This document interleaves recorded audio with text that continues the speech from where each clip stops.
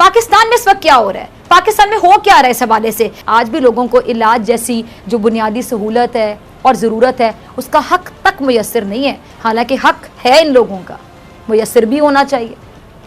हमारे माशरे में आज भी कई बच्चे भूख से, प्यास से, गुर्बत से मर जाते हैं, ग़िज़ाई किल्लत से मर जाते हैं। और ग़िज़ाई किल्लत हमारे यहाँ एक बीमारी से कम नहीं, आप लोग अग्री करेंगे, प्रॉपर एक बीमारी है हमारे यहाँ ग़िज़ाई किल्लत। आम दिनों में यहाँ लोग फाकों से तंग आकर खुदकुशी कर रहे होते हैं। सोचिए जब कोई खुदकुशी करने पे चला जाए, फाकों से मजबूर होके, माओ ने खुदकुशियाँ की अपने बच्चों को मार के, ऐसी चीज़ें ऑन रिकॉर्ड हैं, तो सोचिए क्या हालत होगी उस माँ की जब उसने वो फैसला किया होगा। दुनिया में कोरोना वायरस के शिकार ताहाल जारी हैं। अमेरिका की अगर मैं बात करूं तो अमेरिका में कोरोना वायरस के मरीजों की जो तादाद है वो आपको बता दूं कि 10,67,382 हो चुकी है। बिल्कुल आपने सही सुना, और 60,000 से ज़ायद अफराद जान की बाजी हार चुके हैं। स्पेन में अगर मैं बात करूं तो ये तादाद 2 लाख से तजावुज़ कर चुकी है, जबकि मरने वालों की तादाद 24,000 से ज़ायद हो चुकी है। इटली में 2 लाख से ज़ायद मरीज़ मौजूद हैं इस वक्त, जबकि वहाँ कोई नया केस अलबत्ता रिपोर्ट नहीं हुआ है। अगर मैं फ्रांस की बात करूं तो फ्रांस में कोरोना के मरीजों की तादाद 1.5 लाख से ज़्यादा हो चुकी है, और 24,000 से ज़ायद जिंदगियों के चिराग कोरोना की आंधी ने गुल कर दिए। लेकिन फ्रांस में भी अब तक कोई नया केस रिपोर्ट नहीं हुआ है। अगर मैं बरतानिया की बात करूं तो वहाँ पे 26,000 अमवात, 1,65,000 मरीज, कोई नया केस अलबत्ता देखने में नहीं आया है। ईरान में 90,000 से ज़ायद मरीज और 900 से ज़ायद नए शिकार और 6,000 से ज़ायद अमवात हुई हैं।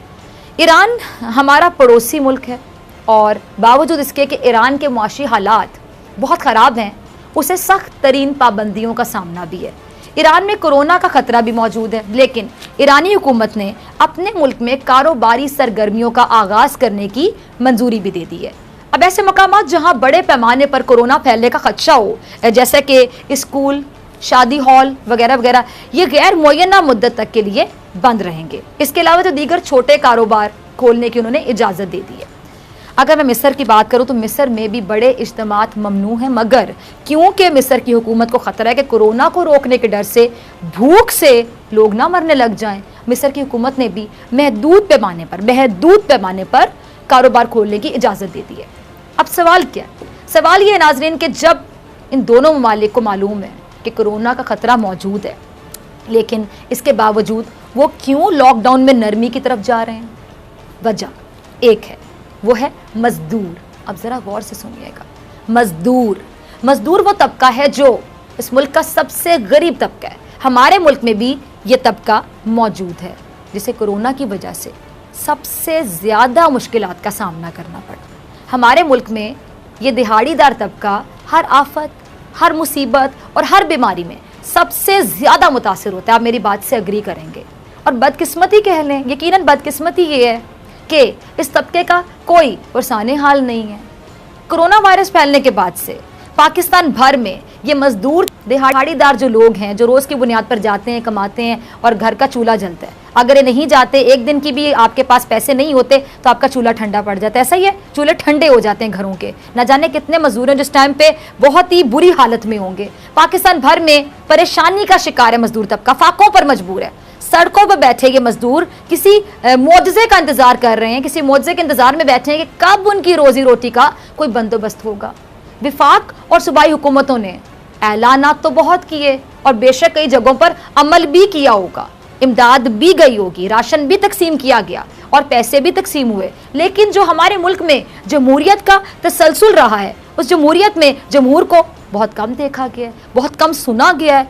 यही वजह है कि यह तबका तमाम तर ऐलान के बावजूद, तमाम तर दावों और वादों के बावजूद फाकों पर ही मजबूर है, बेरोजगार बैठा है। कोई भी फैसला करते हुए इस बात का ध्यान रखें कि उस फैसले से जो आप करने जा रहे हैं कोई और मुश्किल ना खड़ी हो जाए, यानी एक मुश्किल को हल करते करते दूसरी मुश्किल सर पे ना पड़े। ऐसा ही कोरोना पाकिस्तान में आया, अब जब आया तो फैला भी, लेकिन अल्लाह का शुक्र है कि उस पैमाने पर नहीं फैला जिसका तसव्वुर किया जा रहा था, या बहुत से ममालिक में जिस तरह फैले। अल्लाह का लाख लाख शुक्र है।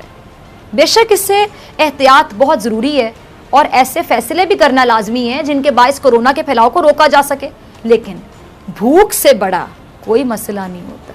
पेट तो सबको लगा है, खाना तो सबको चाहिए, रिस्क तो सबको चाहिए। भूख से बड़ा मेरे मुताबिक कोई मसला होता ही नहीं है, भूख से बड़ी कोई परेशानी होती ही नहीं है, भूख से बड़ी कोई आफत नहीं है, भूख से बड़ी कोई ज़रूरत नहीं है, और भूख से बड़ी कोई मजबूरी भी नहीं होती। और हमारे हाकिमों को ये मालूम होना चाहिए कि हमारे मुआशरे के ज़मीनी हक़ाइक़ आखिर क्या हैं। हवा में बातें तो सारे कर लेते हैं, ज़मीनी हक़ाइक़, ग्राउंड रियलिटीज़ को भी मद्देनज़र रखा करें ना, सामने रखते हुए बात करें, फिर लग पता जाए। हमारे मुआशरे में आज भी तरक्की का नाम 2 वक्त की रोटी, कपड़ा और मकान को ही कहा जाता है। हमारे मुआशरे में आज भी लोग मजदूरी करते हैं 3 वक्त का खाना खाने के लिए। खाना ही पूरा हो जाए तो बड़ी बात है। हमारे मुआशरे में आज भी लोगों को इलाज जैसी जो बुनियादी सहूलत है और ज़रूरत है उसका हक तक मुयस्सर नहीं है। 2 गज ज़मीन के लिए भाई दूसरे का कत्ल कर देता है, कुत्ता काटे तो दवा नहीं मिलती, साफ पीने का पानी शायद जन्नत में ही दस्तयाब होगा। बेरोज़गारी में पहले ही काफ़ी चुका है, और इन हालात में कोरोना वायरस हमारे घर के दरवाजे पर दस्तक देता है। अगर इस वायरस से बचाव के लिए सख्त तरीन लॉकडाउन कर भी दिया जाता तो क्या दीगर जो मसाइल हैं, दीगर जो वबाएँ हैं, दीगर जो बीमारियाँ हैं, दीगर जो मुश्किलात हैं, उनकी वजह से जो हालात पैदा होंगे, क्या वो काबू किए जा सकेंगे? बिल्कुल भी नहीं, इम्पॉसिबल, हो ही नहीं सकता। कैसे करेंगे काबू, बताएं ज़रा।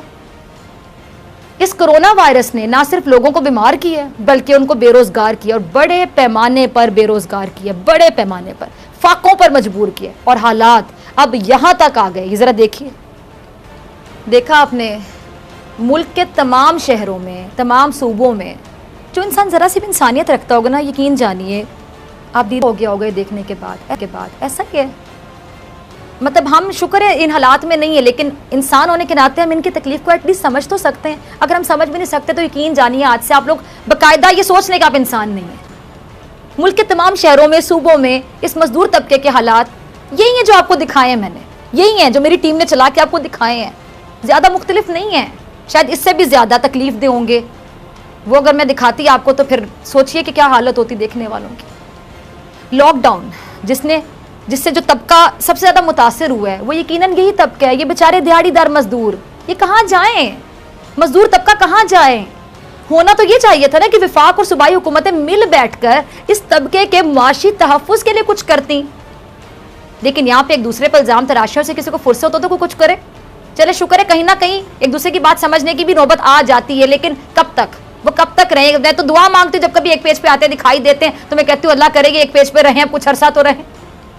अब अगर इनके माशी तहफ़्फ़ुज़ के बारे में नहीं सोचा गया, क्या हुआ?